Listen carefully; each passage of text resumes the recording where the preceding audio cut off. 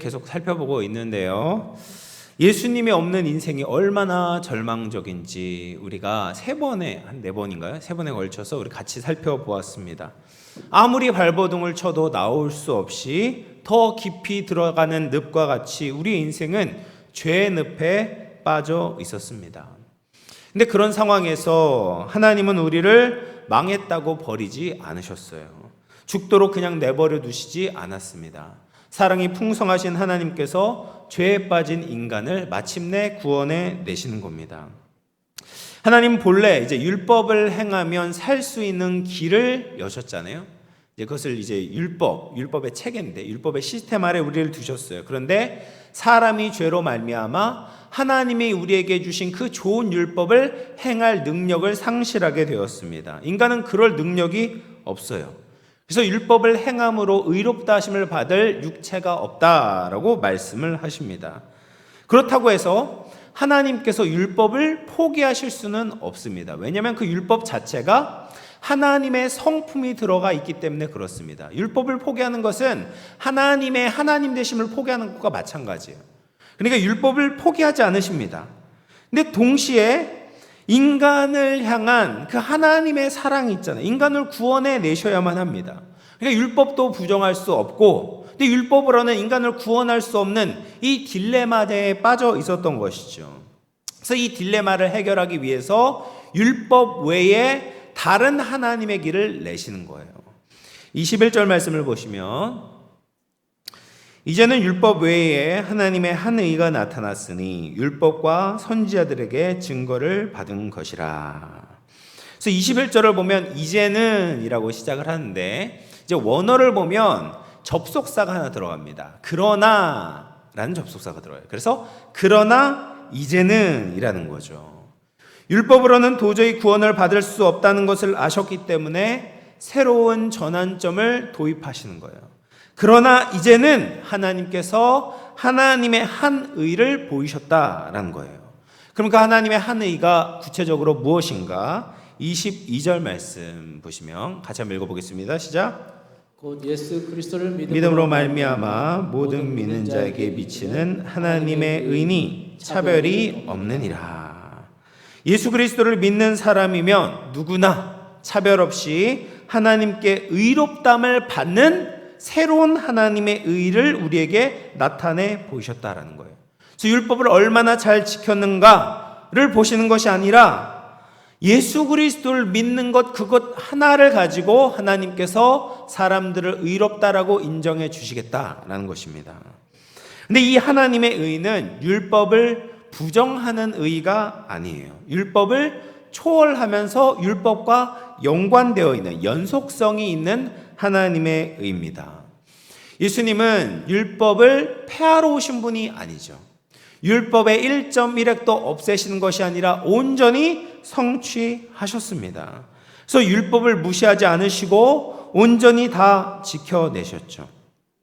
그리고 율법이 주지 못했던 율법을 초월한 예수님의 의로 우리를 구원해 내시는 겁니다. 그래서 율법과 연속성이 있으면서 동시에 율법을 초월한 하나님의 의를 우리에게 주신다라는 겁니다. 그래서 이것은 하나님의 공의와 하나님의 사랑을 모두 만족시키는 완전한 의를 우리에게 주시는 거예요. 그리고 23절 말씀을 보시면 모든 사람이 죄를 범하였음에 하나님의 영광에 이르지 못하더니 라고 이야기를 합니다. 그리스도를 통한 하나님의 의가 왜 우리에게 필요한지 다시 한번 강조하고 있어요. 인간은 죄로 인해서 하나님의 영광에 이르지 못하는 겁니다. 인간은 원래 하나님께서 만드셨을 때 굉장히 특별하게 창조하셨잖아요. 하나님께서 다른 피조물을 만드셨을 때는 별다른 의논을 하지 않으셨습니다. 그냥 일사천리로 말씀을 하시면서 뚝딱뚝딱 그냥 창조를 하셨어요. 그런데 인간을 만드실 때만큼은 삼위 하나님께서 의논을 하셨습니다. 원대한 계획을 가지고 우리의 형상을 따라 우리 모양대로 사람을 만들자라고 하셨습니다. 여러분 다른 동물들을 보면 귀엽고 사랑스러워요. 요즘에 이제 반려견, 반려묘 이런 것들 많이 있지 않습니까? 그런데 그런 동물들이 아무리 귀엽고 사랑스럽다 한더라도 인간은 동물과 비교할 수 없는 하나님의 독특한 영광을 가지고 있습니다. 그래서 인간은 모든 피조물을 다스리도록 하나님의 명령을 받습니다. 하나님의 피조세계의 왕이신데 그 왕을 대신할 수 있는 대리 통치자로서의 영광을 받게 된 거예요. 뿐만 아니라 사람에게는 영혼이 있어서 하나님과 교통하고 하나님의 뜻을 깨닫고 하나님의 뜻에 순종함으로 하나님께 영광 돌릴 수 있는 그 영광을 받게 된 겁니다. 이런 영광은 그 어디도 AI가 아무리 나와도 소용이 없어요. AI가 나오든 동물이 나오든 이런 영광은 오직 사람만이 가지고 있는 거죠. 그런데 모든 사람이 죄를 범했습니다. 여기서 이제 과거형 죄를 범했다라고 이야기를 합니다. 이것은 아담의 원죄를 가리키는 것이죠. 그래서 모든 인류의 대표였던 아담 안에서 우리 모두는 하나님께 죄를 지었어요. 그리고 하나님의 영광을 잃어버리게 되었습니다. 하나님의 형상이 완전히 사라진 것은 아니지만 의를 행할 수 없도록 완벽하게 이제 심각하게 손상이 되었습니다. 제대로 기능을 할 수가 없게 되었어요. 그 결과를 우리가 로마서 1장에서부터 3장까지 살펴보았습니다. 하나님과 무관한 존재가 되어서 더 이상 하나님을 예배하지 않습니다. 또 인간이 도덕성을 잃어버리고 이제는 정말 동물마도 못한 존재가 되었습니다. 또 그로 말미암아 인간이 다스리는 세상은 더 가시와 엉겅퀴가 가득하게 되었어요. 전염병이 창궐하고 전쟁이 일어나고 지구 전체가 지금은 열탕화로 펄펄 끓고 있습니다. 이 모든 악들이 인간의 죄 때문에 빚어진 결과입니다. 우리는 모두 하나님의 영광에 이를 수 없는 비참한 운명에 빠지게 되었어요. 그런데 하나님께서 우리가 가지고 있던 이 영광을 회복시켜 주시기 위해 길을 연 겁니다. 그분이 바로 예수님이신 거죠. 예수님으로 말미암아 우리가 예수님을 믿을 때 의를 얻게 하시는 거예요. 모든 것을 다 회복시키시는 겁니다. 그러면 예수님께서 우리에게 어떤 축복을 가져다 주시는가? 세 가지를 들어서 이야기를 할 수가 있어요. 먼저는 예수님은 우리를 속량하셨습니다. 로마서 3장 24절 말씀 같이 한번 읽어보겠습니다. 시작. 그리스도 예수 안에 있는 성량으로 말미암아 하나님의 은혜로 값없이 의롭다 하심을 얻은 자 되었느니라. 이 속량이라는 말은 시장에서 사용되었던 상업 용어였습니다. 지금 시장은 이마트에 가면 노예 같은 게 없지만 예전에 고대 시장에서는 노예를 사고 팔던 노예 시장이 굉장히 활성화되어 있었어요. 그래서 자유인들은 자기가 원하는 노예가 보이면 정당한 값을 치르고 그 노예를 살 수가 있었습니다. 그러면 그 노예는 값을 치른 주인의 소유가 된 겁니다. 그것을 속량이라고 하는 거예요. 정당한 값을 치르고 노예를 사는 것을 속량이라고 이야기를 합니다. 근데 우리가 어떤 상태에 있었는가? 우리가 지난주에 살펴본 것처럼 우리는 죄 아래에 있었어요. 이것이 무엇을 의미하냐면 죄가 우리의 주인이었고 우리는 죄의 노예였다라는 말입니다. 그래서 주인과 노예의 관계와 같이 죄가 우리를 향해서 가지고 있었던 그 구속력은 굉장히 강력했어요. 여기서 스스로 나올 수 있는 사람이 없었습니다. 죄인은 죄 아래에 있을 때 이제 괴로운데 그 죄에서부터 나올 생각조차 하지 않는 거예요. 그냥 죄라는 체계 안에서 조금 더 잘 먹고 조금 더 잘 입는 것이 잘 사는 것이라고 생각을 하는 겁니다. 여러분, 이스라엘 백성들이 애굽에서 종살이 할 때를 한번 생각해 보십시오. 이스라엘 백성들이 애굽에서 시키는 이 노역을 하느라 굉장히 힘들었어요. 그런데 그 노예 상태에서부터 벗어날 생각을 전혀 하지 않았었습니다. 모세가 애굽 왕 바로를 만나서 이스라엘 백성들을 애굽에서부터 데리고 나오겠다라고 이야기를 했을 때 바로가 화가 났어요.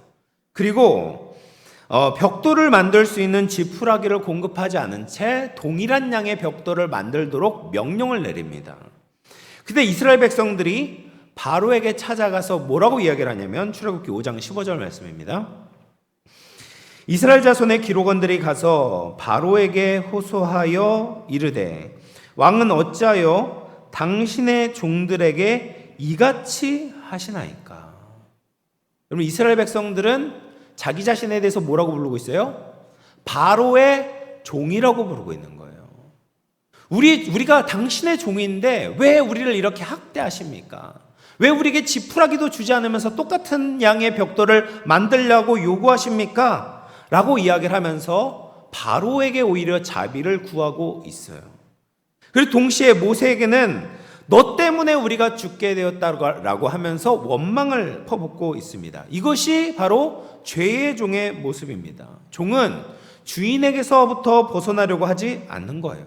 벗어날 수 있는 생각도 하지 않고 벗어날 수 있는 힘도 없고 벗어나기 위해서 치러야 되는 값도 가지고 있지 않은 거예요.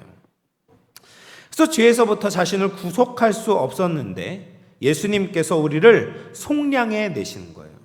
그분의 피로 값을 치르면서 포로 생활 가운데 있었던 우리를 사셨고 해방시키셨습니다. 그래서 예수 그리스도 덕분에 죄에서부터 벗어나 이제는 예수님께 속한 자가 될 수 있었던 것이죠. 이것이 우리가 예수님으로 말미암아 받게 된 첫 번째 축복입니다. 예수님이 우리를 속량하셨다라는 거예요. 두 번째로 예수님께서 우리를 위해 행하신 일은 예수님이 화목제물이 되셨다라는 겁니다. 로마서 3장 25절 말씀. 이 예수를 하나님의 그의 피로써 믿음으로 말미암는 화목제물로 세우셨으니. 하나님께서 죄인을 향해서 가지고 계신 반응은 뭐냐면 바로 진노입니다. 진노. 그러니까 진노, 아주 극한 화를 가지고 계세요. 화가 생기는 겁니다. 하나님을 대적하고 하나님의 성품을 거스르는 죄인들에게 하나님은 진노하시고 심판을 내리시는 거예요. 근데 이런 하나님의 진노와 심판에서 벗어나기 위해서 화목제물이 필요한 겁니다. 그래서 토속신앙을 보면 가짜 신들의 분노를 가라앉히기 위해서 사람들은 여러 가지 제물을 드립니다. 그래서 짐승을 제물로 드리기도 하고 심각할 경우에는 인간을 제물로 드리면서 신들의 마음을 사려고 하는 거예요. 그러나 하나님은 인간 스스로의 힘으로 하나님의 진노와 심판을 누그러뜨릴 수 있는 화목제물을 드릴 수 없다는 것을 알고 계셨어요. 그래서 창세기 22장에 아브라함이 이삭을 바치러 올라가지만 하나님은 이삭을 바치지 못하게 하시죠. 그리고 하나님이 예비해 놓으신 어린 양을 잡아 하나님께 바치게 하십니다. 여호와 이레인 거죠. 하나님이 받으실 것을 하나님이 친히 준비해 놓으시는 겁니다. 하나님의 아들 예수 그리스도의 생명을 화목제물로 드리게 하심으로 하나님과 하나님의 백성 사이의 관계를 회복시키시는 거예요. 그래서 하나님께서 우리를 향해서 진노를 퍼부으시는 것이 아니라 우리를 사랑하시고 우리가 그로 말미암아 하나님께 자유롭고 안심하고 주님께 나아갈 수 있게 만들어 주시는 겁니다. 이것이 예수님께서 우리에게 베풀어 주신 두 번째 축복입니다. 마지막 세 번째로 예수님의 죽음 안에는 우리가 의롭담을 받을 수 있는 은혜가 들어 있습니다. 로마서 3장 26절 말씀 같이 읽어보겠습니다. 시작. 곧 이때에 자기의 의로우심을 나타내사 자기도 의로우시며 또한 예수 믿는 자를 의롭다 하려 하심이라. 예수님의 의를 우리에게 돌려주셨다라는 겁니다. 어떻게 해서 예수님의 의가 우리의 것이 될 수 있었습니까? 예수님께서는 우리를 대신해서 율법에 완전하게 순종하셨죠. 또 우리가 율법을 불순종함으로 말미암아 받아야 되는 모든 형벌을 예수님께서 십자가에 대신 짊어지셨습니다. 그래서 예수님께서 완전한 하나님이시자 완전한 사람으로서 나의 죄를 대신하고 형벌을 받으시고 또한 율법의 요구를 이루심으로 그 이루신 의를 우리에게 정가시켜 주신 거죠. 이것을 신학적인 용어로 칭의라고 부릅니다. 우리는 의롭담을 받을 수 없는 존재인데 예수님이 이루어 놓으신 그 의가 우리에게 정가됨으로 말미암아 하나님께서 우리를 의롭다라고 취급하시는 거예요. 이것이 바로 우리가 예수님께 받은 세 번째 축복입니다. 그래서 예수님은 우리를 속량하셨고 우리를 위한 화목제물이 되셨고 우리를 의롭다 하셨다, 의롭게 하심으로 우리가 하나님께 나아갈 수 있는 길이 열리게 된 것이죠. 이런 예수님의 은혜를 생각할 때 우리의 반응이 어떠해야 되는가? 27절 말씀 보시면 그런즉 자랑할 데가 어디 있느냐? 있을 수가 없느니라. 무슨 법으로냐? 행위로냐? 아니라 오직 믿음의 법으로니라. 여러분, 우리가 우리의 구원을 볼 때, 우리가 받은 이 은혜를 생각할 때 우리는 자랑할 거리가 없다라는 거예요. 나에 대해서 자랑할 수 없고 오직 예수님을 자랑할 수밖에 없는 겁니다. 여기서 우리는 이제 믿음이 무엇인지 확실히 알아야 됩니다. 믿음은 행위가 아닌 거예요. 행위는 율법의 체계 속에서 의롭다함을 받는 조건이 됩니다. 그래서 행위로 우리가 의롭다함을 받았다라고 한다면 우리는 자랑할 수가 있어요. 내가 이런 행위를 해서 내가 의롭게 되었다, 하나님께 인정받았다라고 자랑할 수 있습니다. 그런데 믿음은 은혜의 체계 안에서 의롭다함을 받는 통로가 되는 거예요. 은혜라는 것은 나에게 자랑할 거리가 없거든요. 그러니까 우리는 믿음에 대해서는 내가 자랑할 수가 없다라는 거예요. 예를 들면 내가 열심히 노력해서 이제 올림픽 금메달을 땄다라고 생각을 해보십시오. 그러면 나에게 자랑할 거리가 있어요. 내 행위로 영광을 얻었기 때문입니다. 그런데 어떤 사람이 이제 금메달을 땄단 말이에요. 양궁에서 김우진 선수가 금메달을 땄어요. 근데 그 선수가 내가 그 메달이 필요하다라는 것을 듣고 나에게 그 메달을 걸어 주는 겁니다. 근데 그 메달을 내가 거부하지 않고 그냥 목을 쭉 내미는 거예요. 이게 마치 믿음과 같은 거죠. 이 메달이 나에게 주어졌죠. 그 영광스러운 메달, 전 세계에서 딱 하나뿐인 그 메달이 나에게 주어진 겁니다. 그럼에도 불구하고 그 메달을 보면서 나를 자랑할 수가 없는 거죠. 그 메달을 준 그 선수에 대해서 고마움을 표현해야 되는 겁니다. 예수님께 받은 의가 바로 이와 비슷합니다. 모든 희생과 대가는 예수님이 치르셨어요.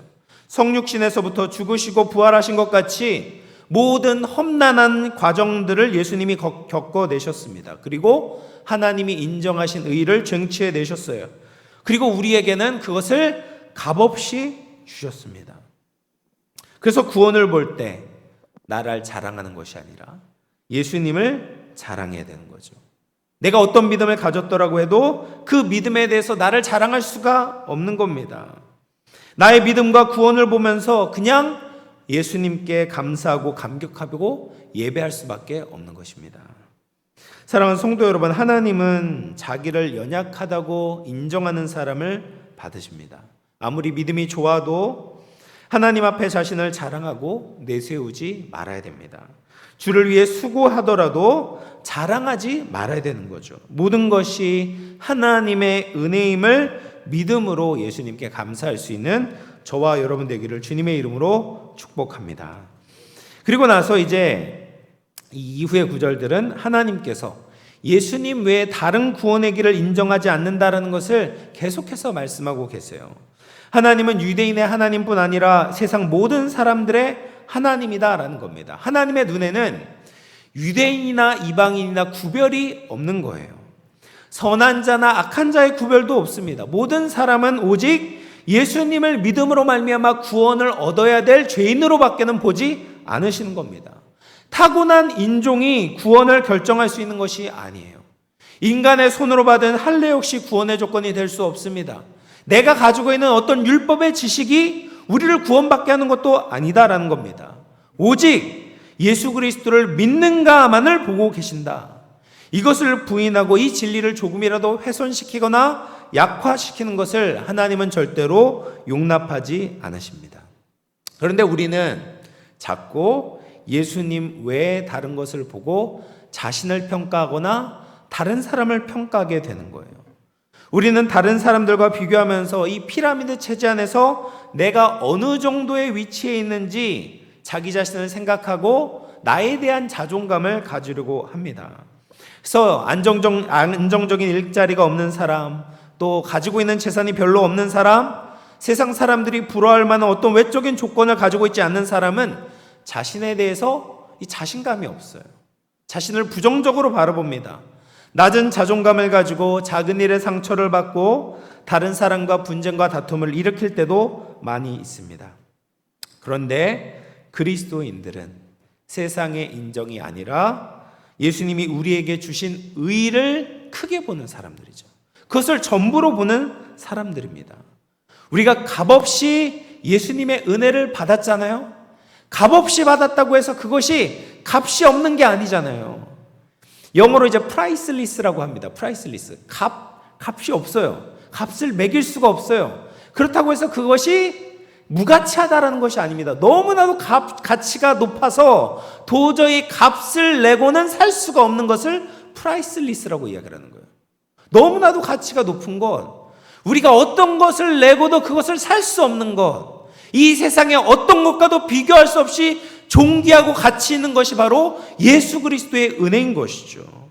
그 예수님께서 그 선물을 우리에게 주신 겁니다. 너무 귀해서 이 세상의 모든 것과도 비교할 수 없는 거예요. 다른 모든 조건을 무효화시킬 정도로 너무나 큰 은혜를 우리에게 주신 겁니다.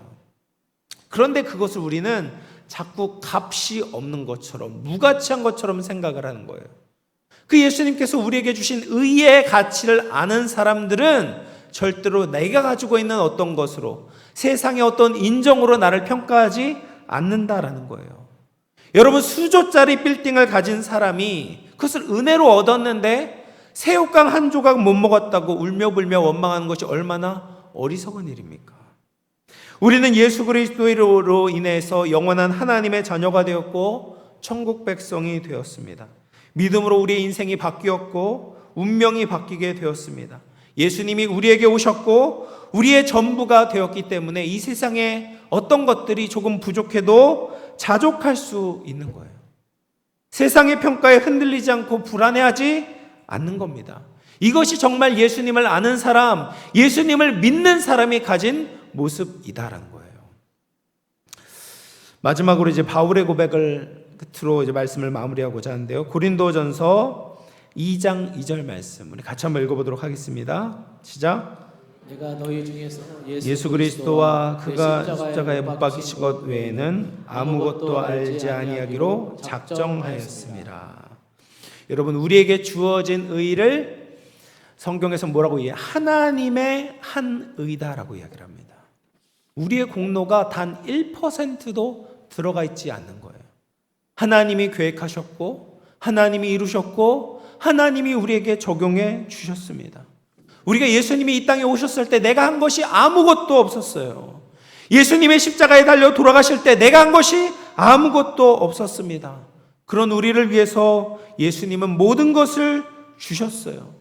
이 가장 귀한 선물을 하나님께 값없이 받았으니 그 든든한 반석에 우리가 감사함으로 우리의 삶을 주님께 드려야 될 줄로 믿습니다. 우리가 나를 자랑하는 것이 아니라 오직 예수님의 은혜만을 자랑하기를 소망합니다. 나를 위해 생명을 아끼지 않고 모든 것을 우리에게 허락하신 예수님께 늘 감사하는 우리 모두가 되기를 원합니다. 주님의 은혜에 대해서 전심을 다해 인정하고 오직 주님께만 영광을 돌릴 수 있는 우리 모든 영혼의 권속들 다 될 수 있기를 주님의 이름으로 축원을 드리겠습니다.